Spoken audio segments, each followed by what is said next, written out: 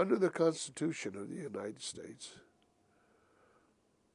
only representatives from each state votes on the floor of the House. So that's basically the constitutional requirement.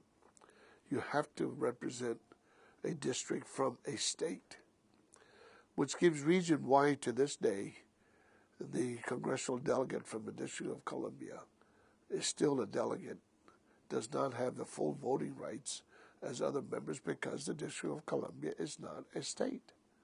Okay, and the same is true with Puerto Rico, all the other U.S. territories.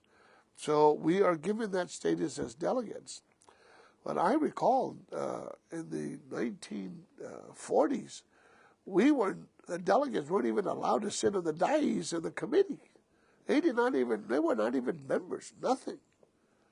So I say that we've come a long way in improving the situation where delegates now can vote in committee, can hold chairmanships, can introduce bills, can debate on the floor, do all other things as other members do, with that one exception, is voting for legislation on the floor.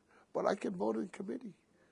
So I realize that there's limitation, but I would say that for that one exception, not voting in the floor of the House, it's like I do 90% of the work, but that 10% of voting on the floor, even though that is the most critical aspect of it, being a fully member of Congress, is that you vote on final passage of legislation.